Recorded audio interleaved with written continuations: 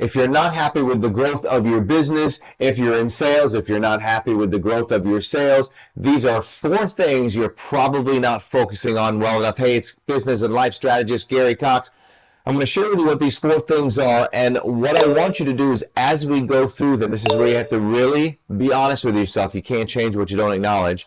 I want you to figure out of these 4 things, which ones are you really, really strong at, and which ones would you admit that you're weak at? And then the area in which you're weak at, whether it be a billion-dollar company, whether it be a solopreneur, figure out what the areas that you're weak at and then work on changing them. So the first thing that we're going to be talking about, all companies need the L word. All companies need leads. How are you getting your leads? There's so many different ways. You can ask for referrals, being introduced to other people. You can advertise. There's organic. There's paid. You can go on somebody's stage if you're a speaker and get them to maybe have you on their stage. There's so many different ways. I like ways to have leads very, very measurable. I believe the most measurable way are paid leads. And I see a lot of people, especially small businesses or just individuals, even if I was a salesperson working for a company, if I was a car salesperson, let's say, I would take a percentage of my sales and I would make my own ads driving people to come and see me. Most people, and I see small companies, and even small companies that are, doing, maybe 6 figures, they're not putting a budget into paid ads. Even if you boost a reel for $5 a day, something like that it's so vitally important. It can bring a lot of success if you do that. So after we get the leads, now we got to figure out what are we going to do with these leads. We have to bring them into, and again, you could be just a salesperson, a one-person salesperson, solopreneur, or a multi-billion-dollar company. You have to bring them somehow into a funnel. So what's your funnel? Is the funnel when they see something on social media about you, they click something, they immediately go to a checkout page? A lot of times, especially like on Instagram, if people already know who you are and you've nurtured the relationship, what you can do is you can have them go right away by giving them a keyword. You give them a keyword and right away they can go right just to the checkout page without a whole bunch of long processes and jumping through this loop and hoop and this one and this one and this one. Another funnel could be take a person directly to a phone call. A funnel could be just a DM, depending on the product and services that you have. You can just close a sale literally just on a DM, right, in your direct messages. So there's a number of ways that you can figure out what your funnel is. Is it going to be maybe a video where they watch a video and then they sign up for something, or they, like I said earlier, go directly to a checkout page? So understand what your funnel is. Is your funnel broken? So here's what's cool about the 4 things that we're going to be talking about. Let's say if you have very, very little leads, well, you're definitely not going to have a funnel worthwhile to even know if your funnel is working, because you're not even bringing leads in. So if you have very, very poor leads, then obviously we have to fix that before we can figure out if the rest of these things are going to be effective and working. So we've got the funnel. Now let's say you had a lot of leads and people stop right there. Well, that might tell us we have to work on the funnel. So the next thing that we have to do is, what is our offer? What is our offer? What are we selling them? What are we offering them?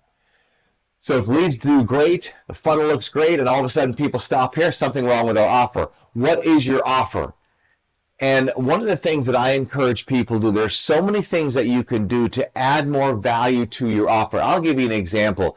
I'm on a promotional speaking tour at the time of this video. I'm shooting this video, which means if a company brings me in, the offer is I waive my $25,000+ speaking fee, and then all they have to do is pay my expenses, and then I'll come out to their organization and I'll do a speaking presentation.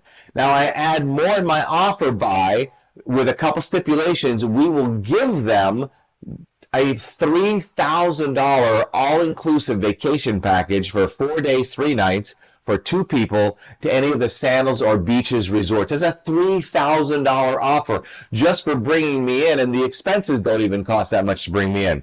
So always look for ways to change and increase your offer. What more can you add to the offer? What can you do to make it more irresistible? And a lot of times, keep in mind, is cost is in the absence of value. People don't really care about the cost if the value that you offer outweighs their investment or the cost. The next and final thing is we have to close. We have to close the sale. So conversion or close, either one. How good on a scale of 1 to 10 would you say you're a closer? If somebody were to say, well, I've got to check with my spouse, what would you say? Somebody says, well, I don't know if I should do this now, or I don't have the time, or your product's too expensive. There's so many different ways. Let me give you a couple ideas, and I could go on literally for days on this. In your funnel, let's say you have a high ticket item. It could be, I mean, everybody's definition of high ticket is, I mean, I have one for $45,000, I have one for $25,000, I have one for maybe $7,000. But if in your funnel you have somebody fill out an application, and if you have a high ticket item, you can ask the question, is there somebody besides yourself who would be involved in making this decision? And then if they say yes, can you please note that person and please make sure they're on this call? The reason being, you're automatically eliminating the excuse, well, I've got to check my spouse, or I've got to check what they see, or let me find out what they're going to say. And most of the times, if they say that and you let them run, you probably will not get the sale. What are you doing for closing? All right, so let's grade this on a scale of 1 to 10. We're going to go 1 to 10 on everything, right? 1 to 10, 1 to 10, 1 to 10, 1 to 10. Now, I'll share with you leads on a scale of 1 to 10, 10 being the highest. Are you comfortable with the amount of leads that you're getting? One of the simplest ways, the easiest ways to get leads is you could run a simple ad, a content consumption ad, very targeted to your niche audience. Once you target them to that niche audience and whatever that ad is or that video, now Facebook will tell you how long those people watch the video. So now what you can do is you can retarget them with a CTA, call to action offer. And what you can do is you can tell Facebook, anybody who watched that video for any more than 25% of the video or 50% of the rated video, retarget them with this product. And you can start with a simple $7 product just to get them involved into your community. And sometimes it's good to just get them involved with a very inexpensive price to get started, because it eliminates and starts the pain of them giving you a credit card. And that pain is you know, that start of them jumping that hoop from a lead to a paid customer. There's a little bit of pain associated with giving you that credit card. So if the product that you're selling and offering is a very simple $19, $3, $10 product, then it's less psychologically painful for them. And now they feel, well, they already trust you. I've already given you my credit card. It makes it easier for them to go ahead and go with something a lot more expensive for you. So check your funnel out. What's your funnel look like? Do you need to change it up a little bit? There's so many different ways. You have to figure out what works for you. I know some people, they try to close all their sales on a DM. I know some people, they have master classes where they offer a 1-hour class for free, and at the end they have a close. I know people that have a challenge for 5 days and they offer that for $19 or $40 or $300, and at the end they have a higher ticket item. There's some people that once you DM, they put you on a Zoom call, make a phone call. So you've got to figure out what works for you and what's most effective. Then, of course, make sure your offer is good and juicy and is irresistible. And then make sure you understand how to convert and close that sale. Hope you've enjoyed this. I'd love to see your comments below. If you haven't subscribed, please do so. I'd love to learn more about you and see more of you.